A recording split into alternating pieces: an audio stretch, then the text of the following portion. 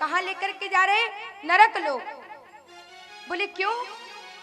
बोले ये बहुत बड़ा दुष्ट है, पापी है, इसने जीवन में कभी सत्कर्म नहीं किया, पाप कर्म करता रहता है, ना जाने इसने कितने पाप किए, कितनों का अपमान किया, संतों का अपमान किया, इसे हम जो है नरक लोक लेकर के जा रहे हैं। परीक्षित महाराज कहते हैं, महाराज देखिए, मृत्यु के बाद नरक लोक होता है, स्वर्ग लोक होता है। तो स्वर्ग लोक में, नरक लोक में क्या होता है आप मुझे बताइए। तो सुखदेव जी कहते हैं कि नरक लोक में जो है, स्वर्ग लोक में जो है आपकी इच्छाएं पूर्ण होती हैं। स्वर्ग लोक में क्या होता है? इच्छाएं पूर्ण होती हैं। और नरक लोक में, नरक लोक में क्या होता है? अच्छा देखो, आपको उदाहरण से समझाते हैं। मानो अपने घर का एक कपड़ा है जिससे हम घर की धूल को साफ करते हैं, जो धूल, जो डस्ट लग जाती है उसको साफ करते हैं। तो उस कपड़े को यदि हमें साफ करना है, धुलना है, तो क्या करेंगे? बस ऐसे ही पानी में डालेंगे और साफ हो जाएगा, क्योंकि उसमें धूल लगी है, डस्ट लगी हुई है। लेकिन अब अपने घर का यदि पोछे का कपड़ा है जिससे हम घर में पोछा लगाते हैं, उसको साफ करना है तो कैसे होगा? बताओ भैया जी आप लोग। साबुन से? हाँ, साबुन से होगा, सर्फ से होगा। और यदि फिर भी साफ ना हो तो वो कूटने वाली आती है, क्या कहते हैं? जोर से बोलो। मुंगरिया। हाँ, तो वही उससे, कूटने वाले से जो है साफ कर देंगे। लेकिन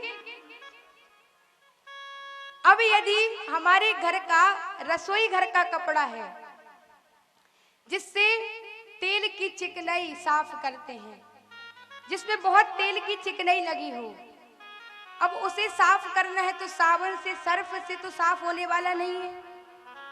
कैसे साफ होगा मैया जी बताओ? जोर से बोलो। गर्म पानी से। हाँ, उसे खौलते हुए पानी में जो है उस कपड़े को डालेंगे। इसी प्रकार प्रभु कहते हैं, यदि मनुष्य के छोटे मोटे कर्म, छोटे मोटे पाप होते हैं, छोटे मोटे पाप कर्म होते हैं, तो उन्हें केवल झटकार करके साफ कर देते हैं। और यदि थोड़े और ज्यादा पाप होते हैं तो उन्हें सर्फ से, साबुन से साफ किया जाता है। यदि मनुष्य के बहुत पाप हो, ढेर सारे पाप किए हों, तो फिर क्या करते हैं? खौलते हुए पानी में ही डालेंगे। जैसे चिकनाई वाले कपड़े को साफ किया, वैसे ही अपन को धुलना पड़ेगा। इसी प्रकार कहते हैं कि जब बड़े बड़े पाप कर्म हो तो उन्हें भी इसी प्रकार धुलते हैं, जैसे चिकनाई वाले कपड़े को धुला। संत ने कहा कि अपने बालक का नाम नारायण रख देना। अब यम के दूत आए और प्रभु के पार्षद आए, यम के दूत लेकर के जाने लगे। प्रभु के पार्षदों ने रोक दिया, अरे आप कहाँ लेकर के जा रहे हो? इसने अंत समय में मेरे प्रभु के नाम को गाया, नारायण नाम को पुकारा, आप इसे नरक लोक लेकर के नहीं जा सकते, इसे हम स्वर्ग ले जाने के लिए आए हैं, स्वर्ग लेकर के जाएंगे। जय जय। हमारे बीच एसबीएन कॉलेज के कुलपति और वरिष्ठ भाजपा नेता अनिल तिवारी जी पहुंचे हैं, साथ में बाटू दुबे जी, सुरेंद्र तिवारी जी पहुंचे हैं। आप मंच पर पहुंचे और पूज्य देवी जी से आशीर्वाद ग्रहण करें, पुराण पूजन करें। प्रेम से बोले राधे। जोरदार ताली बजाओ सभी।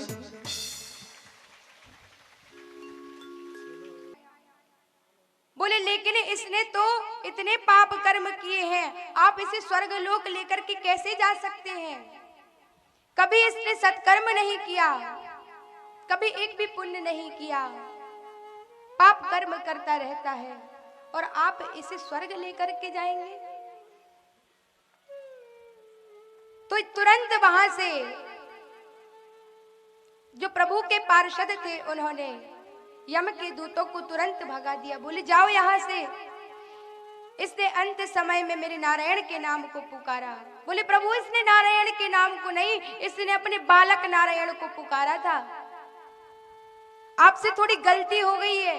इसने उन नारायण को नहीं, इसने बालक नारायण को बुलाया था। प्रभु के पार्षद बोले भैया चाहे अपने बालक का नाम नारायण से पुकारे, चाहे मेरे प्रभु को नाम को पुकारे, क्योंकि इसके बालक का नाम तो नारायण बाद में रखा गया है। पहले तो मेरे द्वारिकाधीश मेरे प्रभु ही नारायण हैं। पहले तो केवल और केवल मेरे प्रभु नारायण थे, बालक का नाम तो बाद में नारायण रखा गया। तुरंत प्रभु के पार्षदों ने यम के दूतों को बाहर से भगा दिया।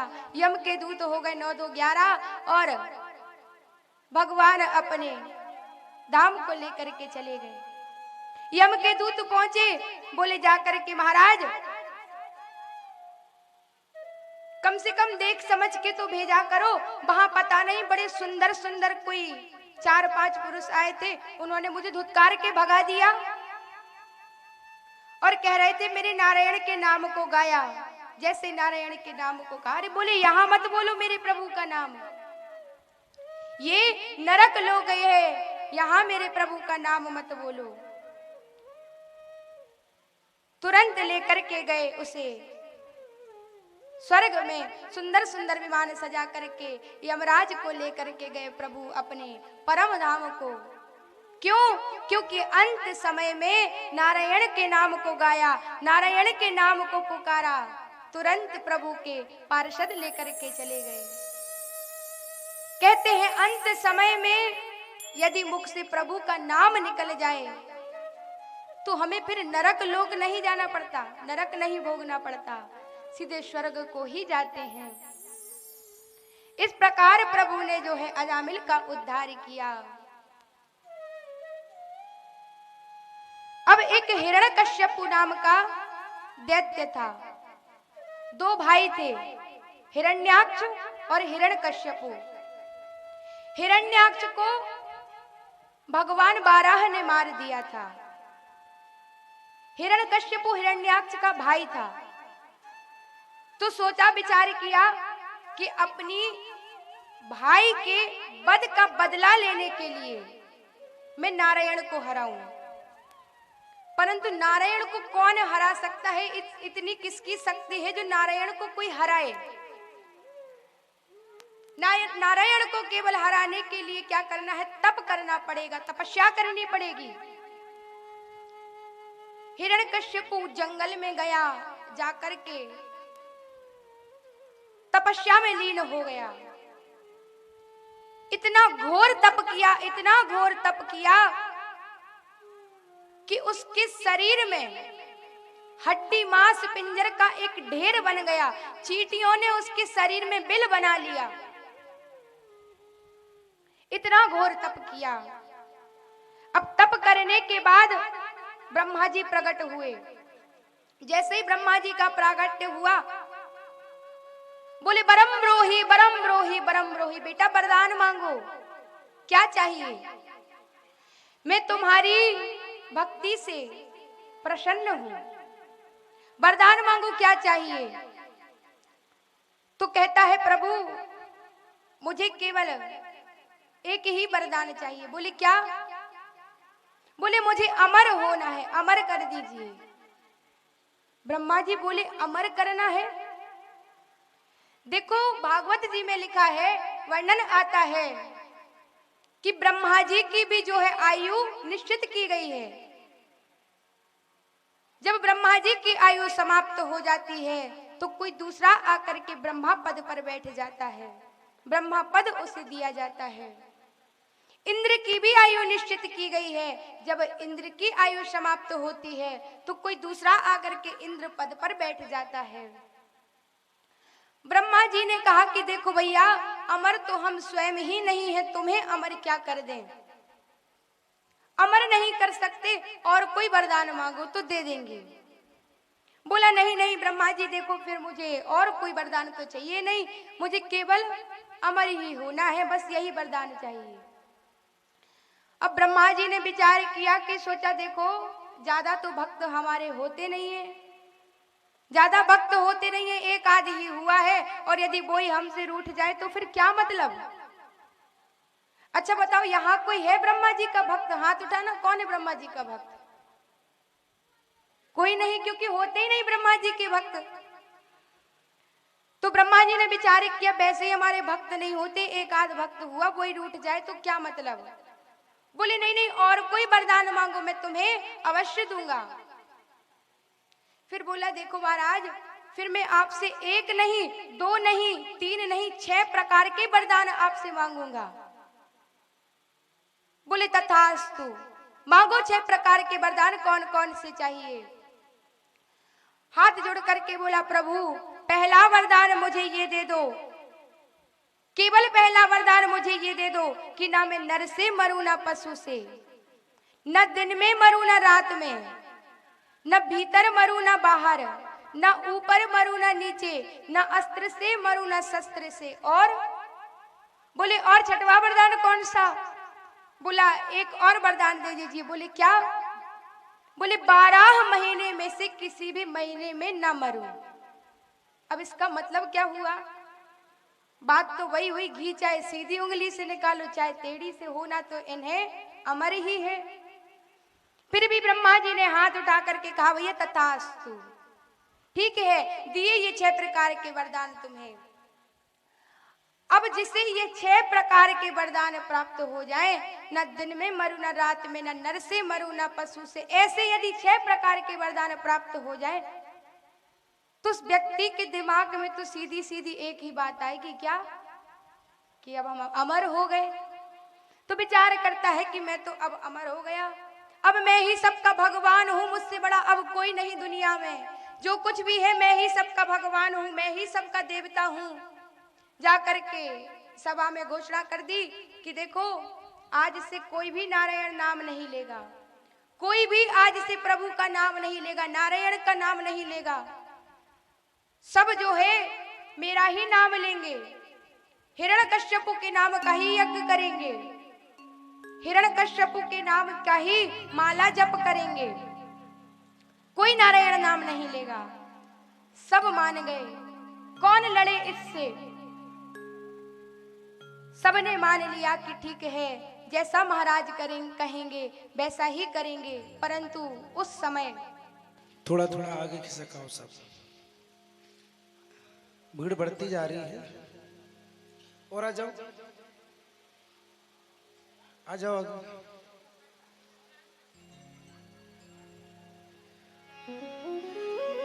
श्री राम जय राम जय जय राम, श्री राम जय राम जय जय राम, श्री राम जय जय राम, श्री राम जय जय राम, श्री राम जय जय राम, श्री राम जय राम, श्री राम जय राम जय जय राम, श्री राम जय बोलिए भागवत भगवान की जय हो। आनंद नहीं आया? बहुत जोर से बोले आप, धीरे से बोलो। भागवत भगवान की, सुखदेव जी महाराज की। अब बिल्कुल धीरे से बोलो भागवत भगवान की जय जय। परंतु उस समय एक भक्त ऐसा हुआ, सब मान गए कि ठीक है नारायण के नाम को नहीं लेंगे, हिरण्यकश्यप के नाम का ही सब जय जयकार करने लगे। परंतु उस समय एक भक्त ऐसा हुआ जिसने समस्त बंधनों को तोड़ दिया, जिस भक्त का नाम है भक्त प्रहलाद। हिरण्यकश्यप का सबसे छोटा बालक प्रहलाद जी।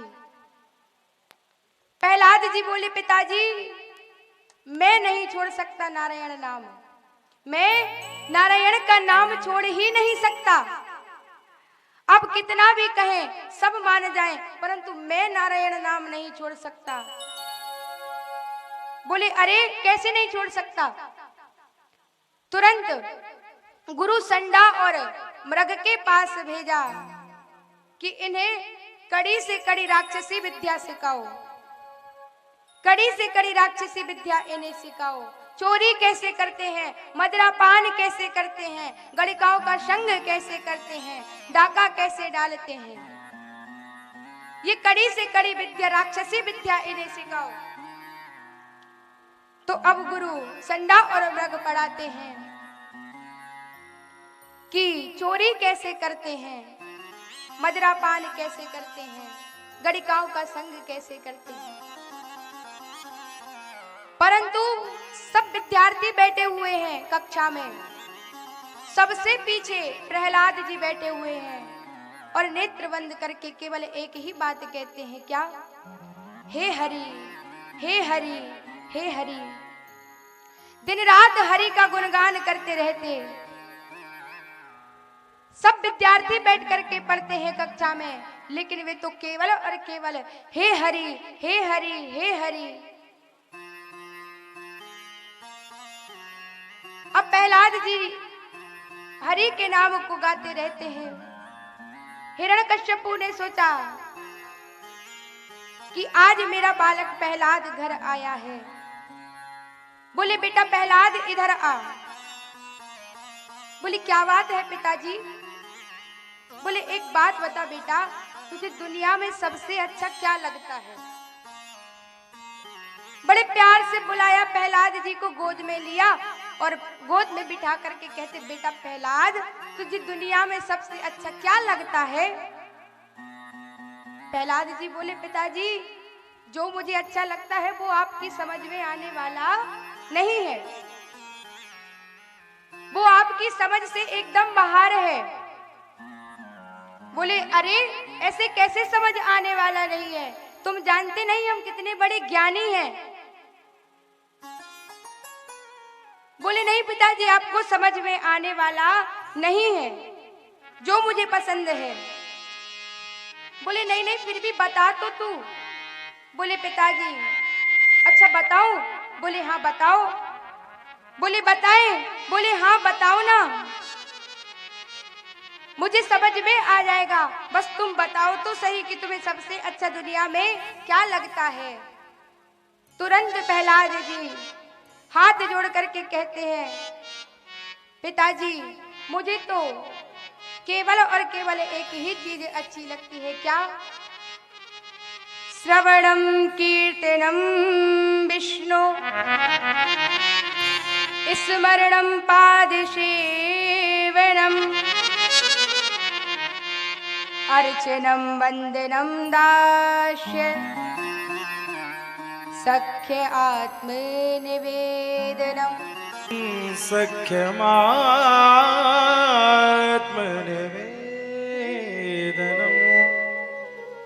पिताजी मुझे तो केवल और केवल नवदा भक्ति बड़ी प्रिय है, नवदा भक्ति मुझे बहुत अच्छी लगती है। प्रथम भगति संतन कर संगा, प्रथम भगति संतन कर संगा, दूसर रति मम कथा प्रसंगा, दूसर रति मम कथा प्रसंगा, कथा प्रसंगा, गुरुपद पंकज सेवा, तीसर भगति अमान, चौथी भगति मम गुणगण करई कपट तजिगा, मंत्र जाप मम दृढ़ विश्वासा, पंचम वजन सो वेद प्रकाशा, छठम शील विरत बहु कर्म निरत निरंतर सजन धर्म, सातम मोहिमय सातम सम मोहिमय जग देखा, मोते संत अधिक कर लेखा, आठवे जथा लाभ संतोषा, सपने हो नहीं रे कहो परदोषा, नव में सरल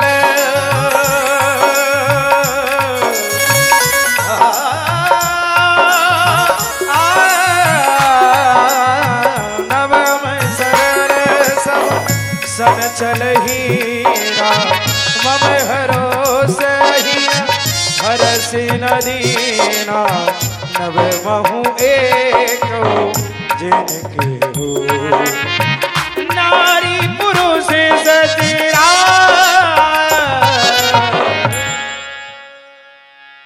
बोले पिताजी मुझे तो केवल और केवल नारायण की नवदा भक्ति बड़ी प्रिय है। नवदा भक्ति मुझे बहुत अच्छी लगती है पिताजी। मन करता है पिताजी दिन रात नारायण के नाम में झूमता रहूं, दिन रात नारायण नारायण नारायण, दिन रात नारायण के नाम को गाता रहूं। जैसे ही नारायण नाम सुना बोले अरे मूर्ख, ये शिक्षा तुझे किसने दी? मेरे भाई को मारने वाला मेरा शत्रु नारायण, तू उसका गुणगान करता है, उसका नाम लेता है। निकल जा यहाँ से, आज के बाद दिखाई भी मत देना।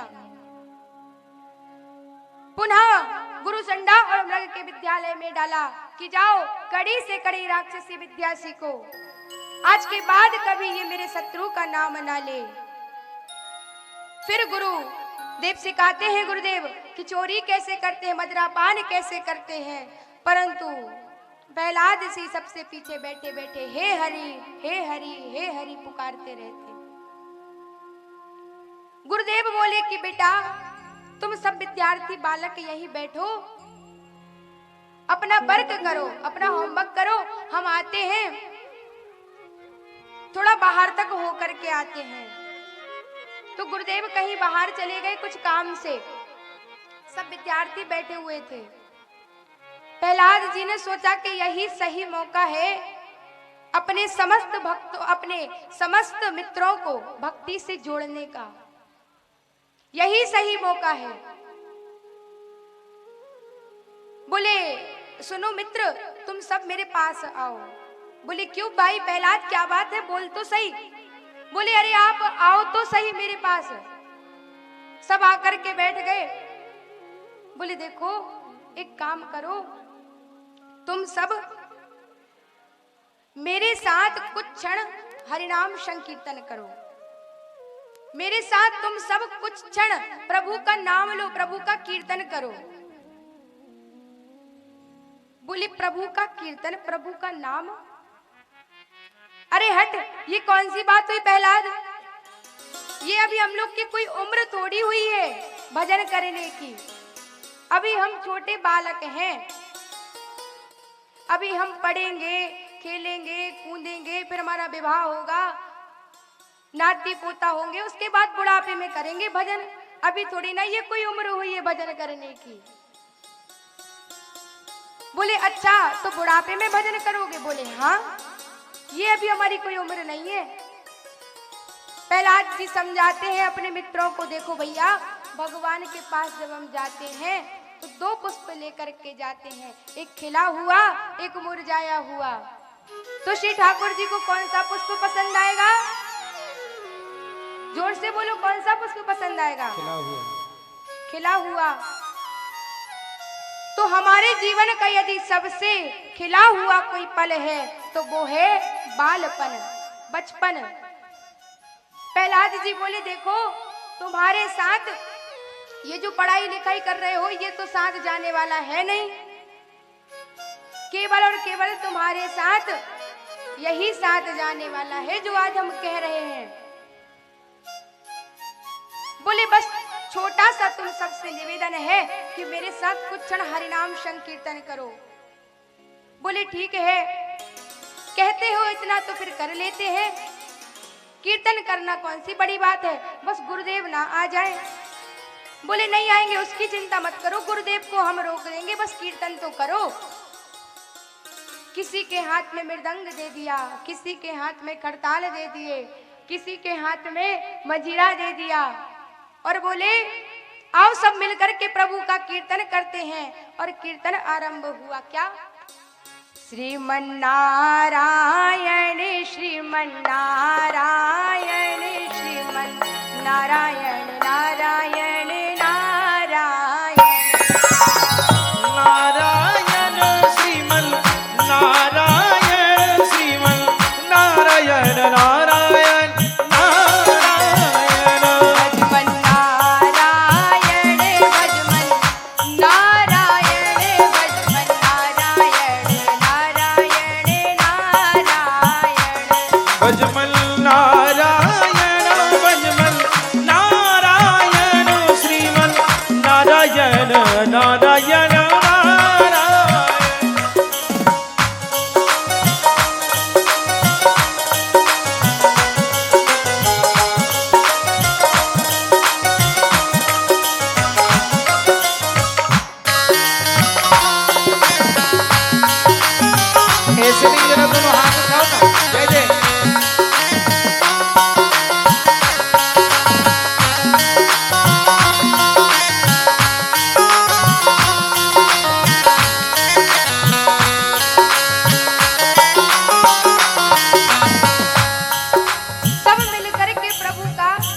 कीर्तन करते हैं और उतने में ही गुरुदेव क्लासरूम में आते हैं। जैसे कक्षा में प्रवेश करते हैं गुरुदेव, तो गुरुदेव ने देखा, अरे ये तुम सब क्या कर रहे हो?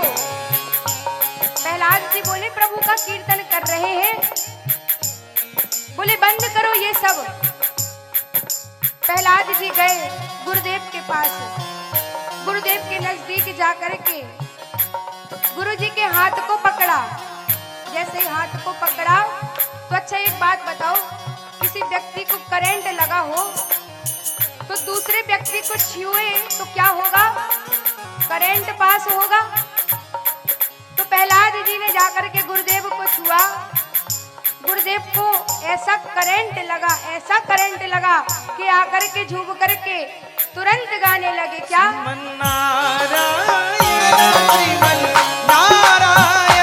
जय जय नारायण नारायण नारायण श्रीमन नारायण श्रीमन नारायण श्रीमन नारायण नारायण नारायण श्रीमन नारायण श्रीमन नारायण श्रीमन नारायण नारायण नारायण।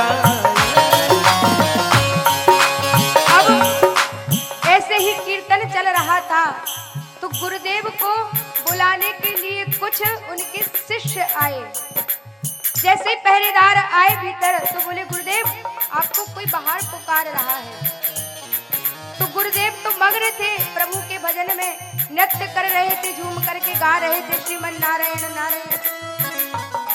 जैसे ही शिष्यों ने आकर के गुरुदेव के हाथ को पकड़ा तो ऐसा करंट लगा, ऐसा करंट लगा कि वे जो पहरेदार गुरुदेव को बुलाने आए थे वे भी साथ में मग्न होकर के प्रभु के कीर्तन को गाने लगे। श्रीमन नारायण श्रीमन नारायण श्रीमन नारायण नारायण श्रीमन नारायण नारायण भजमन नारायण नारायण नारायण श्रीमन नारायण श्रीमन नारायण श्रीमन नारायण नारायण नारायण। अब जैसे ही कीर्तन चल रहा था तो गुरुदेव भी कीर्तन में मग्न थे, पहरेदार भी कीर्तन में मग्न थे, विद्यार्थी भी कीर्तन में मग्न थे।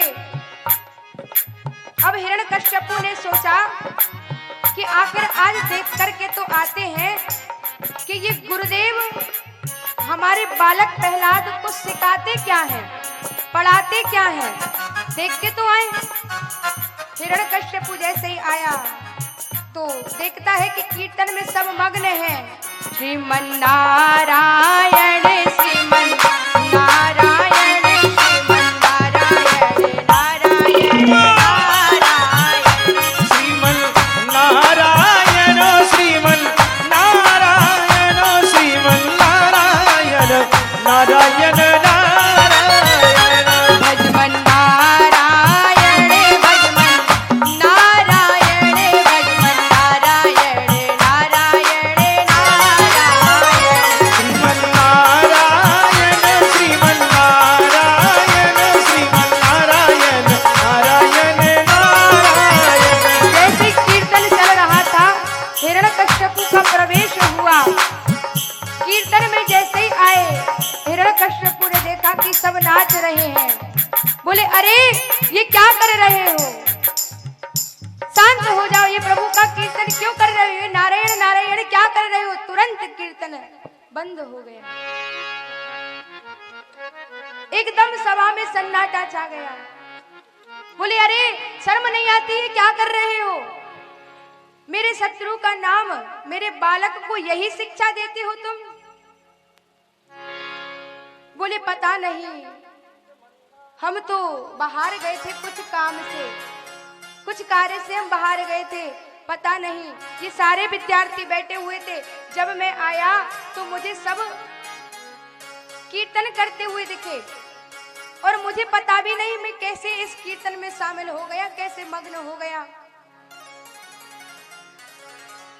अब सोचते हैं हिरण्यकश्यपु कि क्या करूं, ये प्रहलाद तो बात ही नहीं मानता।